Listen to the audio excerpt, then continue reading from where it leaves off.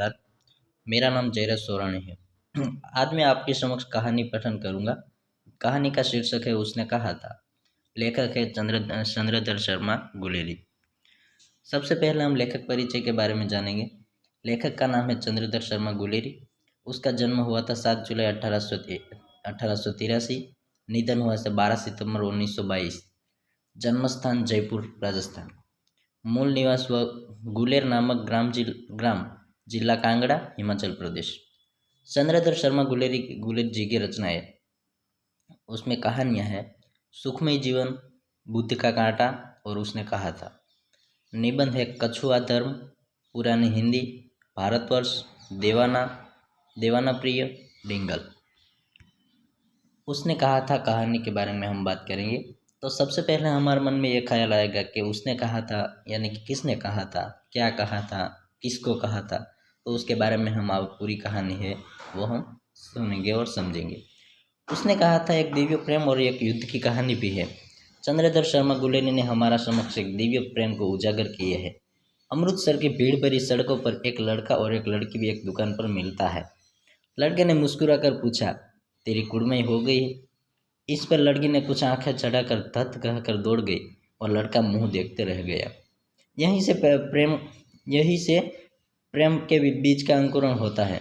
दूसरे तीसरे दिन दोनों फिर मिलते हैं। महीना भर यही हाल चल रहा। कुड़मई के बारे में पूछने पर लड़की ने कहा, देखते नहीं, यह रेशम से कटा हुआ सालू। लड़की भाग गई। लड़का आते आते अनेक प्रकार के कार्य रास्ते में करता है। वह सब्जी वाले के ठेले गुस्से से गिरा देता है और दूसरे पर चीखने और चिल्लाने लगता है। मिट्टी में लेटने पर लगता है। एक व्यक्ति को नाले में धकेल देता है और वह घर पहुंच जाता है। समय बीतता जाता है। 25 साल बाद वह लड़का, जिसका नाम लहना सिंह था, वह भारतीय सैनिक अंग्रेजों के साथ जर्मनी में लड़ रहा था। वहाँ युद्ध चल रहा था, साथ ही वहाँ ठंड भी ज़्यादा थी। लहना सिंह को 25 साल बाद बचपन की याद आती है। कुड़मई हो गई कहने वाली लड़की को आज वह सूबेदारनी है। वह कहती है, मेरा बेटा बोधा सिंह और मेरे पति हजारा सिंह दोनों लाम पर जा रहे हैं।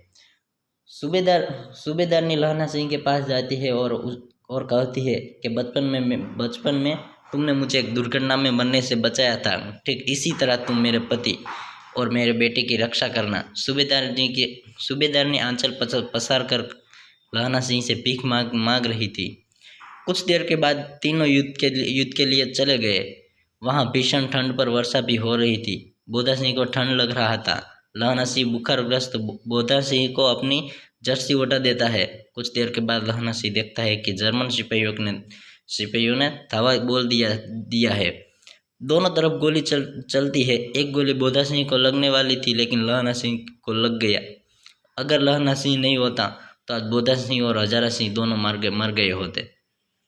घायलों को लेने के लिए गाड़ी आती है। लहना सिंह पिता और पुत्र दोनों को गाड़ी पर चढ़ा देता है और खुद नहीं जाता। वह कहता है कि अगर तुम सूबेदारनी को चिट्ठी लिखोगे तो यह लिख देना कि उसने कहा था, वह मैंने कर दिया। गाड़ी चली जाती है। लहना सिंह खून से लथपथ हुआ रहता है। वह वजीरा से कहता है कि वजीरा पानी पिला दे। बचपन की सारी स्मृतियाँ साफ होकर आई है। लहना सिंह के घाव के लगातार खून बह रहा था और कह भी रहा था कि वजीरा पानी पिला दे। उसने कहा था और इस प्रकार कुछ देर बाद लहना सिंह की मृत्यु हो जाती है।